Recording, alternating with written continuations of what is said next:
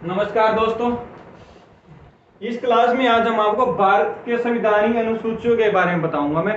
देखो, अनुसूचियों के बारे में डायरेक्ट क्वेश्चन आ जाता है कि कितनी अनुसूचियां हैं, या भारतीय संविधान के मूल संविधान में कितनी अनुसूचियां थी, अभी प्रेजेंट में कितनी अनुसूचियां हैं, कौन सी अनुसूची तो कौन से संविधान संशोधन के द्वारा जोड़ा गया है।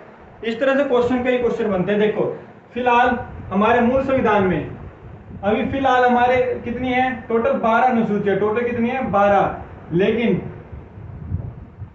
मूल संविधान में कितनी थी,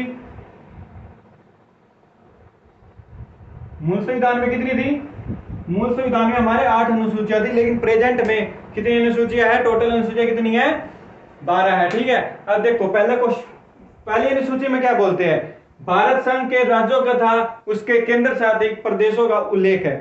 देखो, पहली अनुसूची क्या बोलती है, पहली अनुसूची में भारत में जितने भी राज्य हैं, अभी एट प्रेजेंट कितने राज्य हैं टोटल, कितने राज्य हैं टोटल, 28।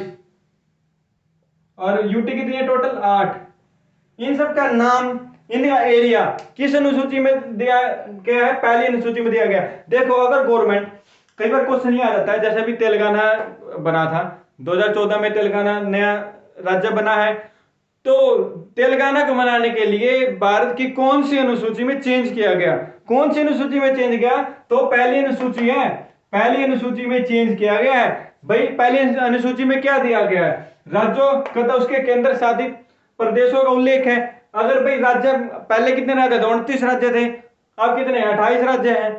28 राज्य गए, जम्मू कश्मीर जो राज्य था पहले, अब उसे यूटी बना दिया गया। ठीक है।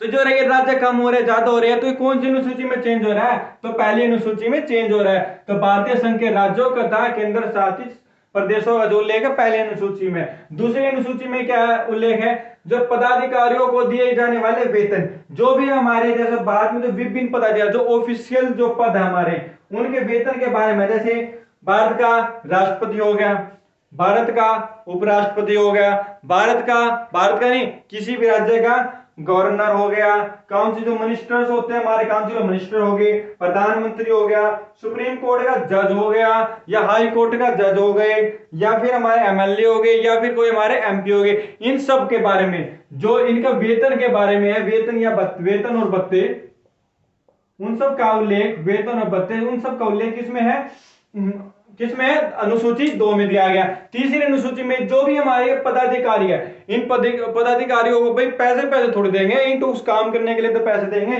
भाई काम हमें क्या पता तुम काम करोगे या नहीं करोगे।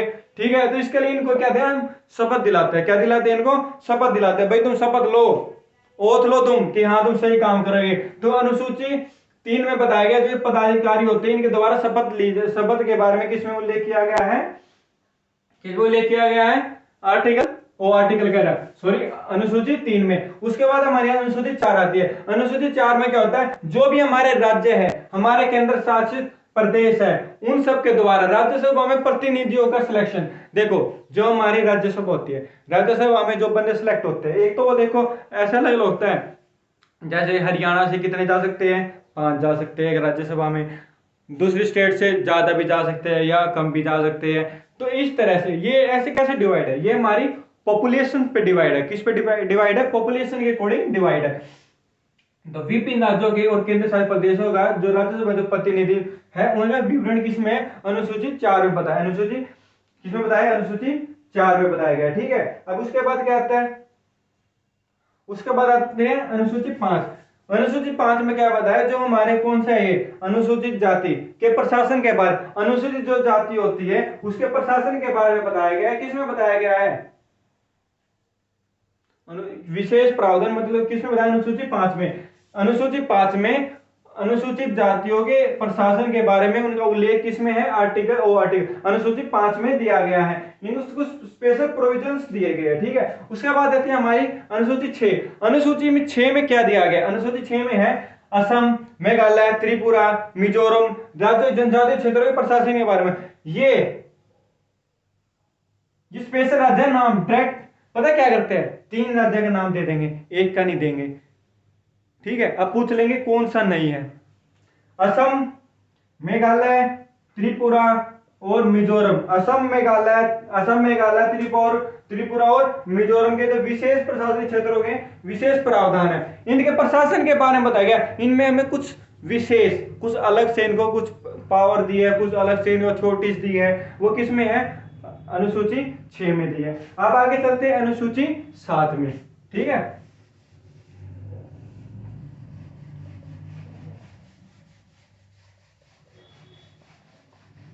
अब बात करते हैं अनुसूची 7 में। अनुसूची 7 में क्या दिया है? अनुसूची 7 में संविधान की सूचियों में 3 तरह से डिवाइड किया है। अनुसूची 7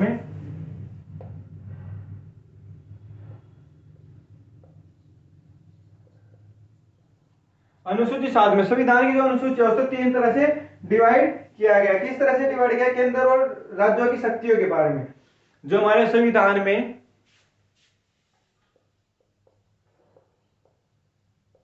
केंद्र और राज्यों के बीच में, केंद्र और राज्यों के बीच में किसका? शक्तियों का विभाजन है, शक्तियों का विभाजन। देखो 3 तरह से विभाजन कर सकते, 3 तरह से विभाजन है। कौन सी है? संसूची, दूसरी राज्य सूची, तीसरी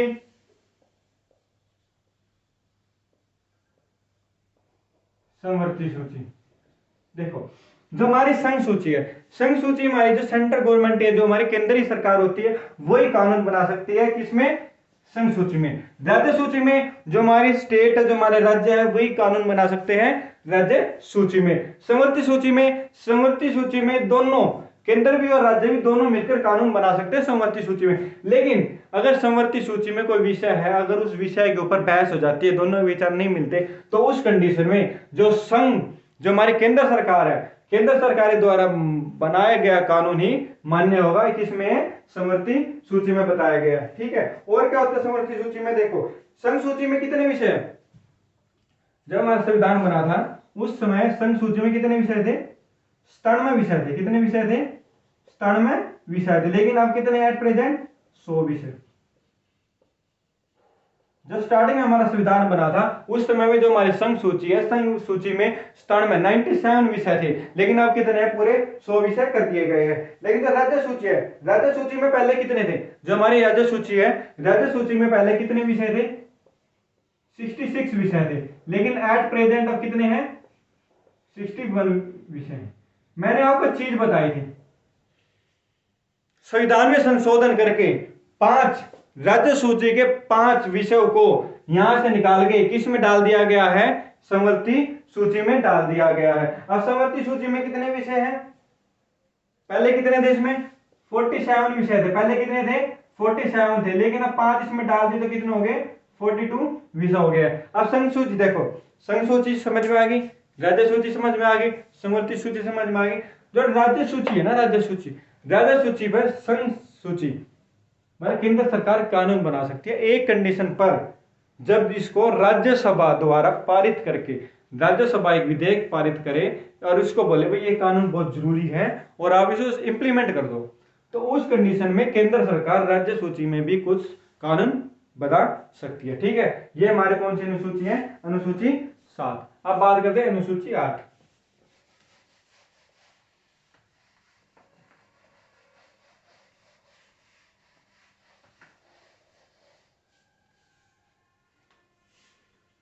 अनुसूची 8 में किसके बारे में? राजभाषा के बारे में बताया।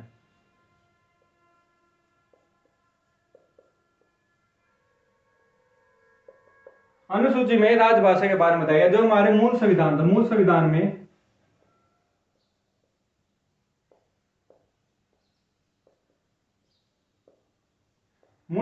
कितनी भाषा थी? 14 भाषा थी। मूल संविधान में कितनी भाषा थी? 14 भाषा थी। एट प्रेजेंट में कितनी है? 22 भाषा।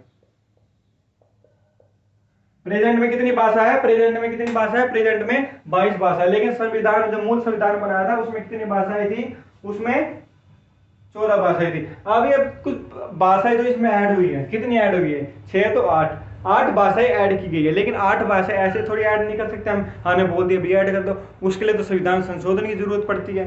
तो इसमें भी 3 संविधान संशोधन किए गए जिससे ये ऐड की गई। सबसे पहले जो संविधान संशोधन किया गया था वो 21वां संविधान संशोधन 1967 में किया गया था। कब किया गया था पहला संविधान संशोधन? 21वां संविधान संशोधन